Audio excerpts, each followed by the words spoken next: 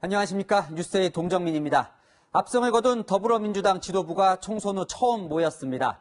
큰 환호 대신 16년 전 총선에서 과반 의석을 확보했던 열린우리당의 기억을 소환했습니다. 그때처럼 오만함에 취해 성급하고 미숙한 모습을 보이면 민심을 잃을 수 있다며 몸을 낮췄습니다. 첫 소식 최수연 기자입니다. 이번 총선에서 전례 없는 승리를 거둔 더불어민주당과 더불어시민당이 선거대책위 해단식을 가졌습니다. 축제날이지만 이해찬 대표는 과거 열린우리당 때 경험을 언급하며 당선자들을 단속했습니다. 열린우리당의 그 아픔을 우리는 깊이 반성을 해야 합니다. 잘 반성을 해서 우리한테 맡겨진 소임이 소중한 만큼 우리도 여러 가지를 깊이 생각하면서 열린우리당은 지난 2004년 총선에서 노무현 전 대통령 탄핵 역풍으로 과반 의석을 차지하는 대승을 거뒀습니다.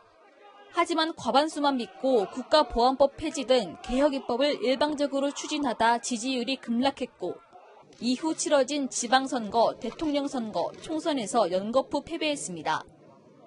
이낙연 상임선대위원장도 분위기를 다잡았습니다. 이해찬 대표께서 과거의 아픈 경험을 말씀해 주셨습니다. 국민 앞에 조금이라도 오만이나 미숙, 성급함이나 혼란상을 드러내면 안 됩니다. 이해찬 대표는 민주당 지역구 당선자 163명 전원에게 막중한 책임감과 겸허한 자세를 가지고 당과 정부를 우선 생각해야 한다는 내용의 편지도 보냈습니다. 앞서 우희종 더불어시민당 공동대표는 SNS에 총선 승리를 자축하며 국가보안법 철폐도 가능하다고 180석의 힘을 과시했습니다. 채널A 뉴스 최수연입니다. 이제 관심은 180석 거대 여당을 누가 이끌어갈 것인가입니다. 청와대 출신까지 대거 입성하면서 이해찬 대표 후임으로 친문이 직접 나설 거라는 관측이 나옵니다. 누가 거론되는지 이동훈 기자가 보도합니다. 문재인 정부 들어 민주당을 이끈 추미애 전 대표와 이해찬 대표는 친문 인사가 아닙니다. 이게 뭐 사기는 제가 샀는데 마음은 대통령님 마음을 담은 겁니다. 근데 대통령님 입장은 인색하시네. 한 송이밖에 안 주셔요. 2018년 8월 전당대회에서 이해찬 대표는 친문 좌장격인 김진표 의원을 꺾고 대표에 당선됐습니다. 하지만 오는 8월 당대표를 뽑는 전당대회에서는 친문 인사가 대표가 될 가능성이 높아졌습니다. 당내 세력이 커졌기 때문입니다.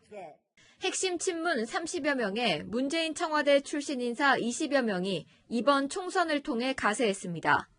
86 운동권 출신과 당내 비주류 의원 20여 명을 제외하면 나머지 대부분 의원들도 범친문으로 분류됩니다. 한 친문 인사는 당청이 같은 방향으로 갈 수 있게 당을 잡고 갈 대표가 필요하다면서 친문 대표를 주장했습니다.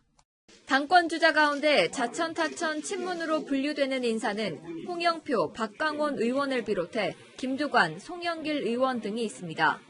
하지만 친문 견제를 고려해 전략적으로 비친문 인사를 지원할 가능성도 배제할 수 없습니다. 86그룹의 우원식, 이인영 의원 등이 후보로 거론됩니다. 당대표는 어떻게 도전하시는 거예요? 안 하시는 거예요? 그런 얘기 할 때도 아니고 지금 전당대회를 어떻게 할 거냐, 또 당권을 어떻게 하자고 할 거냐, 이건 다음 문제 아니겠습니까? 이낙연 전 총리는 본인 의사와 무관하게 당대표 후보 영순위로 꼽히고 있습니다. 채널A 뉴스 이동훈입니다. 60대 이상 유권자들은 확고한 보수정당 지지층이라는 공식이 있었죠. 하지만 그마저도 옛날 같지가 않습니다.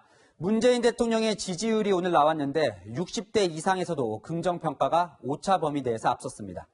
최주연 기자입니다. 총선 직전 실시된 여론조사에서 문재인 대통령의 국정수행에 대한 긍정적 평가가 59%까지 올랐습니다. 3차 남북정상회담 직후인 2018년 10월 이후 최고치입니다. 조국 사태 때 문 대통령 지지에서 이탈했던 60대 이상과 중도층이 되돌아온 것이 영향을 미쳤습니다.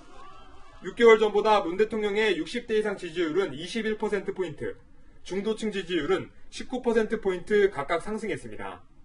특히 60대 이상도 오차 범위 내지만 다른 연령층과 마찬가지로 긍정평가가 부정보다 높게 나왔습니다. 코로나19 대응이 주요 원인으로 분석됐습니다. 긍정평가 이후로 코로나19 대처를 꼽은 응답자가 절반을 웃돌며 10주째 1위를 차지했습니다. 총선 압승에 문 대통령의 지지율까지 고공행진을 이어가면서 집권 하반기 청와대의 국정장악력이 크게 강화될 것으로 보입니다.